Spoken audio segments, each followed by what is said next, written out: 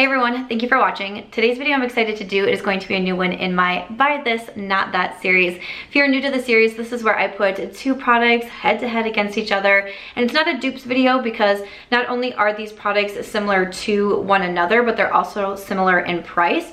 And the concept behind this is I like both of these products, but if I could only choose one, if I could only choose one to recommend for you to buy, which one would it be? Because I get that question all the time. I know you like this palette and this palette, but I can only pick one. Which one should I buy? That is where this series idea stemmed from. So let's go ahead and get started.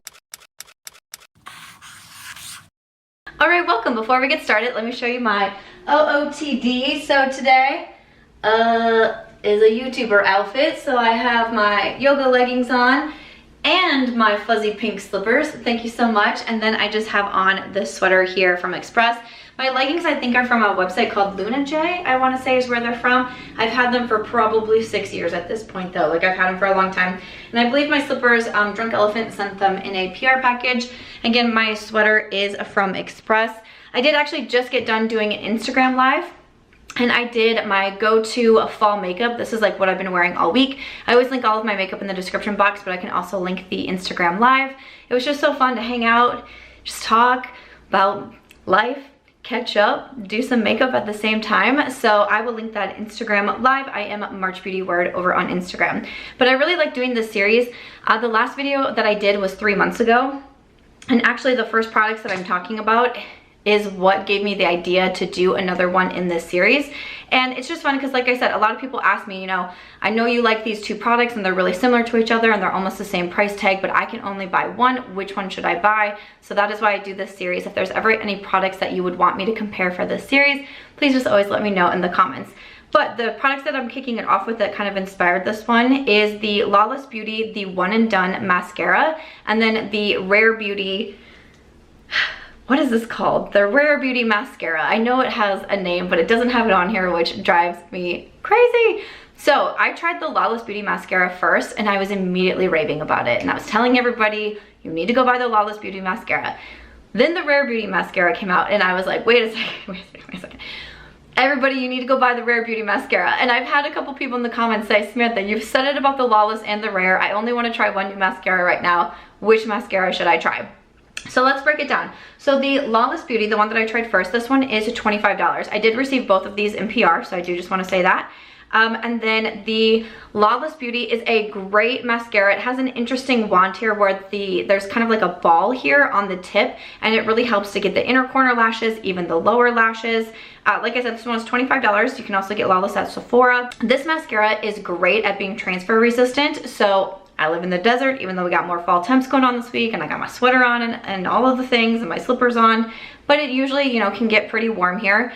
This mascara is great at not transferring. It also, how it's called the One and Done Mascara, you truly only need one coat of this. It makes your lashes longer, fuller, thicker, darker, which I really appreciate. I have noticed when I do 2 coats, and again, you don't need to do 2 coats, but I've tried it that way because I like to review products, so I try them in different ways. When I do 2 coats, that is when I notice flaking. I haven't noticed smudging, like, you know, like dark smudges on my under eyes, but I get little mascara flakes that can come down only when I do 2 coats. I've never had that happen when I do 1 coat. And the good thing is you only need 1 coat. There's some mascaras where you do need 2, 3 coats or to mix with another mascara, but not this one. So again, all the products that I'm comparing, I like all of these, but I can only pick one. So I think the Lawless Beauty Mascara is fantastic. Then right after that released, I got the Rare Beauty Mascara in PR. Now this one retails for $20. Again, you can get it at Sephora. And this one has a little bit more of like a standard wand on it. I would say out of the 2, the Rare Beauty is going to be more of a dry formula. The Lawless Beauty is a little bit more of a wet formula. So if that's something that matters to you with your mascara, I would say we do have dry versus wet. The Rare Beauty immediately impressed me because it does something to my lashes to make them so pretty. It makes them longer, but like in like a wispy way, in almost like a false lash way is kind of how this mascara reminds me of. It like separates the lashes and makes them darker and makes them longer. I think the Lawless Beauty makes the lashes fuller, like it gives them more volume. So if that's something you're going for, you might like the Lawless Beauty more, where I think the Rare Beauty is better for lengthening the lashes, but then also separating them, giving them a little bit of curl. I really, really like that. But also the Rare Beauty does not move at all. This is another one where you can do one coat and you can be good. I have it on my lashes today and I did use 2 coats. This one's not gonna move. This does not move for anything. Like, I have called this everything proof. I've been in a pool with this, I've been in a sauna with this, I've been to the gym with this, I have been on walks in Vegas heat in this. I have done everything in this mascara and it has not moved. I don't know how it does that. It baffles, like, quite honestly, this mascara baffles me how it does not move, and it makes my lashes look so, so good. So I have been raving about both of these mascaras. I love them both. I wear them all of the time. I know they're not going to fail me, which I appreciate so much. The Lawless Beauty is going to be a little bit more expensive than the Rare Beauty by $5, but if I had to only pick one, because I want you to try both of them, but if I'm only telling you that, you know, this is the one that I think you should try, it's gonna be the Rare Beauty. I am so, like, unbelievably impressed with this mascara. I don't even know what to say, but this is such a good one. I highly recommend it. I'm gonna repurchase both of these, but I am gonna repurchase the Rare Beauty first because I know I'm almost out of this one, and this is just one that I need to have in my collection. The Lawless Beauty, I want to have it in my collection. I want to have another one, but the Rare Beauty is gonna be one of those that I need to have in my collection. Kind of like the Maybelline Sky High. I need to have that in my collection at all times. That is how I feel about the Rare Beauty, so highly suggest them both though. So we are doing a mascara battle here, and now I have 2 Drugstore mascaras that I want to compare for you. So first up we have the Covergirl Lash Blast Clean Mascara versus the Wet n Wild Big Poppa Mascara. So again, my favorite drugstore mascara right now is the Maybelline Sky High. I highly recommend that one. I think that it's fantastic. The Covergirl one, this is a little bit newer to me. Both of these, I believe, were also sent to me in PR, so I always just like to point that out. So this is kind of like your wand on the regular Lash Blast, the orange one that Covergirl has come out with, which I actually don't like all that much. I did just mention the Lash Blast Clean in my last ranking video, and I put it in my find section. I said I do like the mascara. I'll continue to wear it. It just didn't end up being an absolute favorite of mine. And then the Wet n Wild Big Poppa, I've had this one for a little bit longer now. This one has a little bit more of like an hourglass wand, except it gets kind of pretty thin in the middle here.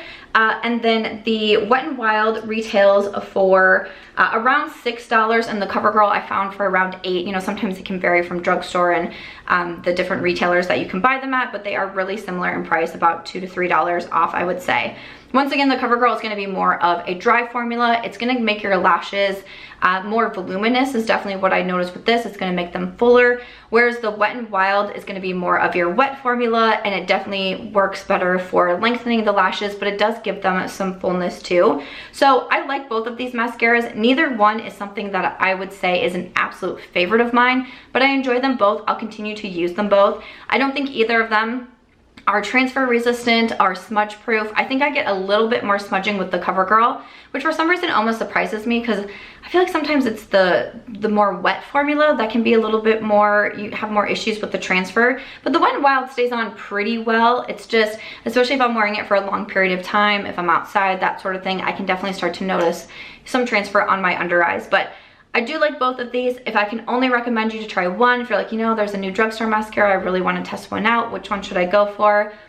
I'm gonna go for the Wet n Wild and say try out the Big Poppa. I really like what it does to my lashes. I like kind of the more drama look that it gives them, whereas the Covergirl is a little bit more natural. So if that's something you prefer, I would say the Covergirl. Again, they're both good. They're both very affordable, but Wet n Wild is gonna win this round.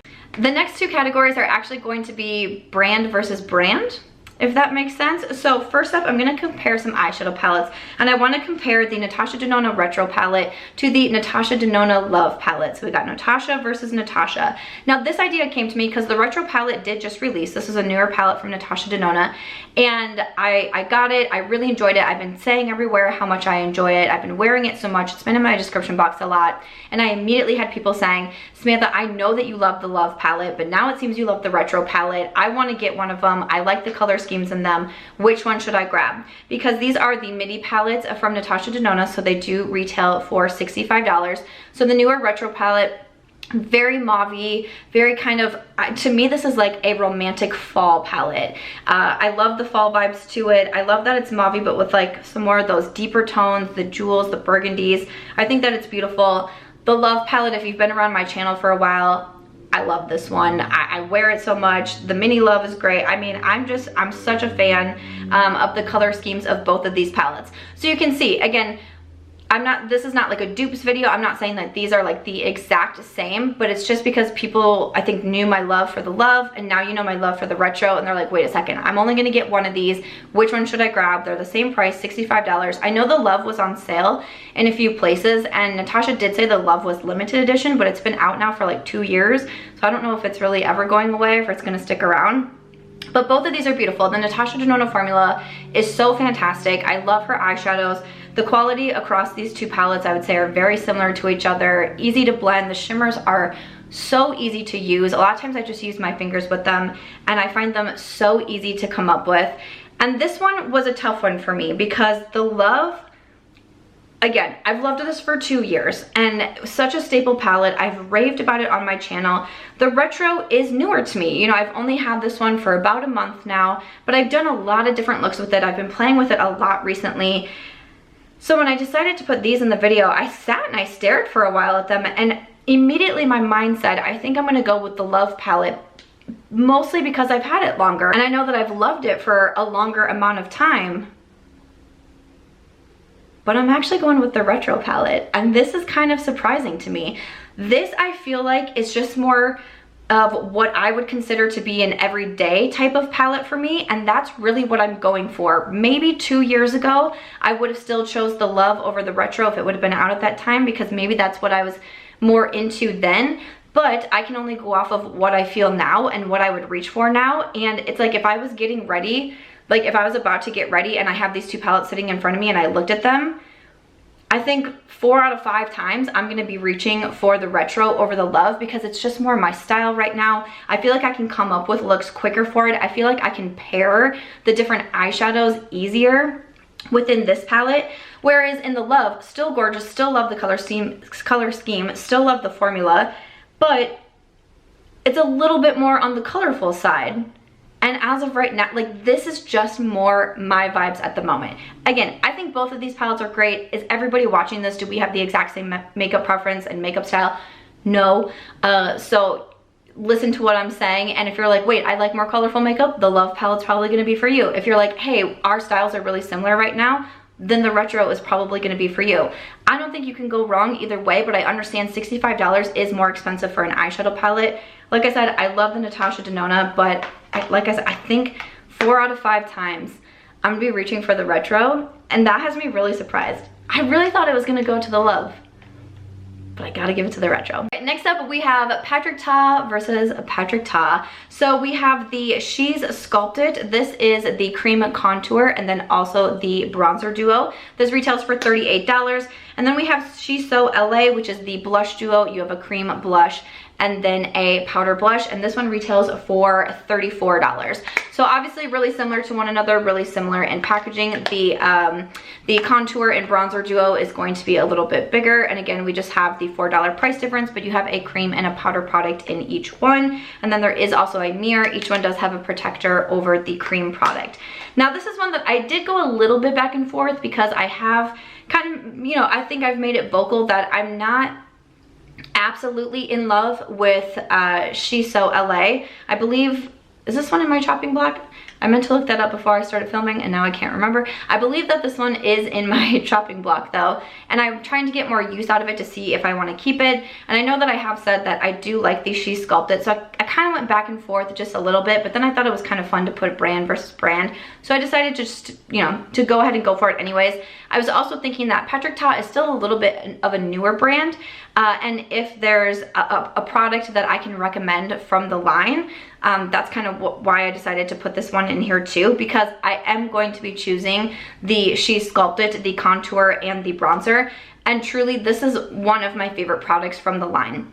So if you've been wanting to try Patrick Ta Beauty and you're kind of wondering, you know, where should I start? He doesn't have an absolute huge range of products yet, but if you wanted a recommendation, I really would recommend the contour and bronzer duo. It's so funny because these are so similar, not only in, we have a cream product and a powder product, they're also similar in shades, even though one is a cream and bronzer and one is blush. This is a little bit more of that bronze toned blush, if you will, kind of like the Natasha Denona Mini Bronze and Glow, which is actually part of what I have for my makeup today. So it does pull a little bit more on the blushy, like rosy side, where this is truly your contour and bronzer. I feel like I keep saying the same words over and over, but that's what we're talking about. But I just feel like something with this one, I feel like the contour shade blends easier, it looks more natural. The powder product just blends easier, it's so easy to use. And I feel like when I go into the blush, it just doesn't look as smooth on me. It doesn't look as natural on me. And again, I like these tones because I kind of thought, well, maybe I need something more mauve-y or something more pink or something along those lines. But these are like, I mean, this is why I bought it. I bought both of these products myself, and I like nude blushes also. I'm a fan of that. And just like I said with the Natasha Denona Mini Bronze and Glow, I like the blush toned or the bronze toned blushes also. But I just feel like this product works easier. I feel like it looks more natural. It's just better for me to use. So again, if you're kind of newer to the line, you're wondering what to buy, I would definitely recommend this. But if you kind of had your eye on both and you're like, hey, they're both, you know, cheek complexion products, they look really similar, they're pretty close in price, which one would I go for? I would definitely recommend the contour and bronzer over the blush. Okay. And then lastly, let's battle it. It's the end of the day. And lastly, let's battle it out between some setting sprays. So I have the old Samantha, girl, you haven't even had any wine yet. I have the OG Urban Decay All Nighter. I feel like a lot of us have probably tried the All Nighter at some point in our life. It's been around for a while. And then I am putting that against Benefit and the Professional Super Setter. So the Benefit retails for $32. The Urban Decay is $33. The Urban Decay, they have a bunch of different sizes, but this is kind of like your standard size. This has 4 ounces. The Benefit, once again, a lot of sizes, but the standard is 4 fluid ounces. So same amount of product, dollar difference between them. The Urban Decay has been around for a while. The Benefit is a little bit newer, probably within the past, I don't know, maybe not quite a full year, but you know, it's newer than the Urban Decay. And I do pretty much use a setting spray every day, especially where I live now and the climate that I live in now. I feel like I do need a setting spray to help my makeup last, to help my makeup stay in place and not be sliding all over my face and such. And the Urban Decay has been a favorite of mine for a long time because it truly makes your makeup last. This does something different when you put your makeup on. It is going to help it stay. And then when I started trying the Benefit, for some reason I was kind of like, I don't know if I want to say leery, it's not that deep, but I just thought like, it's not going to be good. I don't know why I thought that. It's not that I don't dislike Benefit as a brand, I just don't have a lot of favorite products from them, minus their brow products. I have the Goof Proof on today. And some of their other makeup products I've just been kind of like so-so about.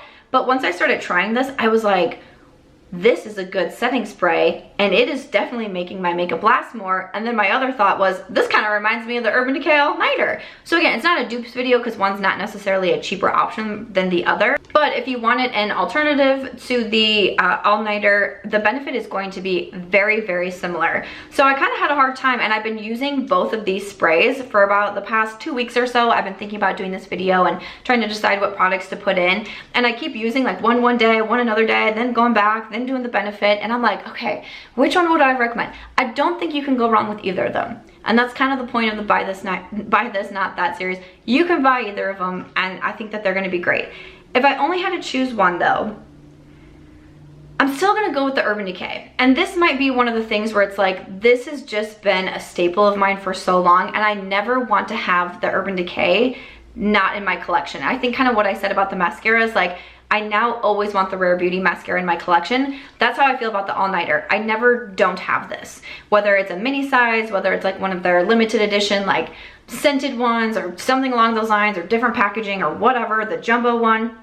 I just always want the all-nighter because I know it's not gonna fail me. I know it's gonna keep my makeup lasting long. I know it's not gonna like disturb my makeup when I put it on. It's not gonna leave droplets on my face. Like this is just tried and true for so many years.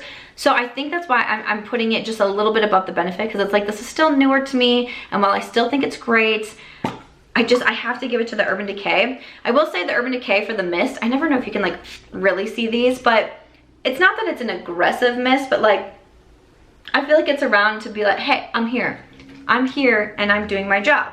And then the benefit is a little bit more of like your micro fine spray, and the Urban Decay kind of comes out like shh, and then the benefit comes out like shh. That is how I would explain that. So maybe you have a preference in how your mist is, so maybe that would help you make a decision there. But again, I'm just always gonna want the all-nighter in my collection. The benefit I think is a great one to have. It's a great option.